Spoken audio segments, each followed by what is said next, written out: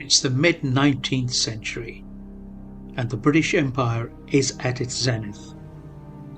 At its maritime heart lay the East India Company, which reigned with an iron fist. In this realm, Lascars, the unseen sinew of this great British maritime beast, were torn from their homes, braving the unyielding sea and the piercing chill of alien shores. But who were the Lascars? Their tales are scarcely documented, and sadly, a great number of their stories have vanished with the passage of time. This is the story of the Lascars, a crucial chapter in the narrative of global migration, colonialism, and cultural exchange, whose echoes are felt to this day.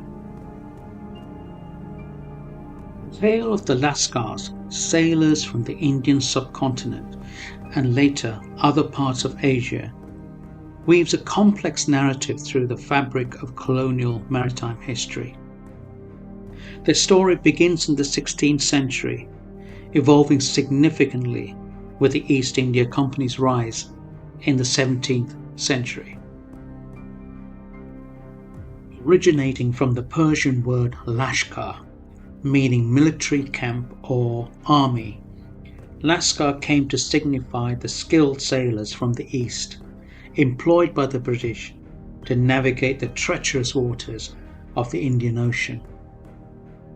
Their unparalleled expertise was indispensable to the East India Company, a commercial giant established to dominate the East Indian spice trade.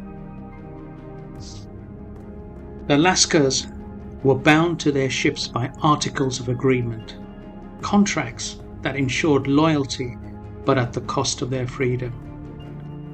They were no more than cheap labour that helped drive trade and enterprise for their colonial masters.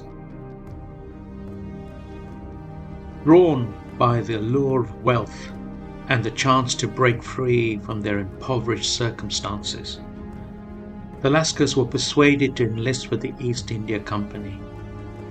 This opportunity not only promised a way out of poverty, but also offered a means to provide for their families.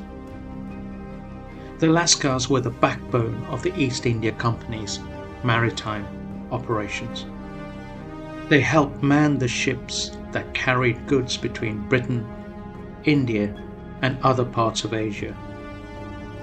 Aboard the numerous vessels that the Lascars helped navigate, they were often relegated to performing the most strenuous and humble tasks, from enduring the sweltering heat to stoke the boilers deep within the engine room's belly, to assuming the role of cooks and cleaners.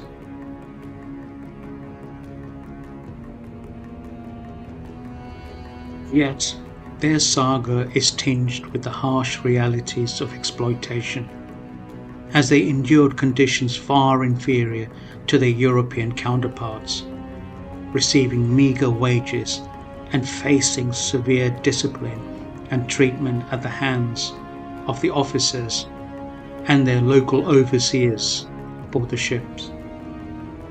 This strategy was meticulously implemented to exert dominance and maintain control over the Lascars, ensuring they remained too intimidated to challenge or resist the harsh conditions they were subjected to. Through this calculated approach, the aim was to suppress any potential dissent, keeping them bound within a cycle of fear and obedience, effectively silencing their voices against the adversity they faced.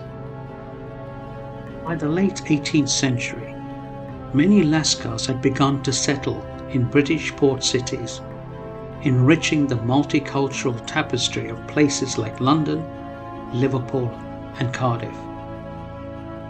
The Lascars were often confined to poor slums near the port, specific areas like the East End, forming small communities. These neighbourhoods provided a sense of belonging, but were also marked by poverty and overcrowding. Despite being subjects of the British Empire, they faced significant racial prejudice and discrimination. Their rights were limited and they had little political representation. Lascars were often seen as exotic or inferior by the British public and were subjected to stereotyping and racism.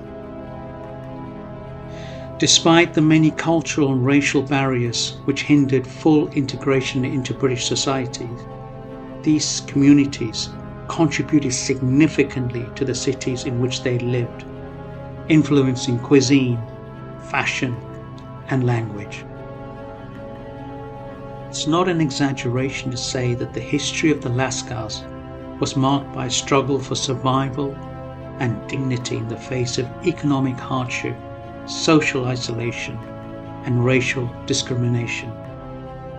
They formed resilient communities, contributing economically and culturally, but remained largely marginalized and misunderstood by the wider British society.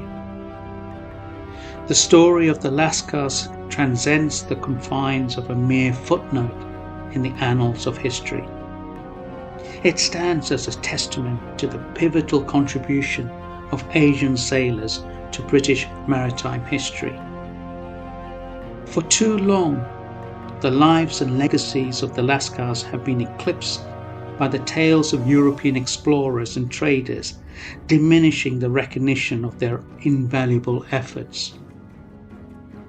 Yet, their story is a compelling beacon, illuminating the enduring spirit of those who steered through the tumultuous waters of empire, forging paths across the sea and binding continents.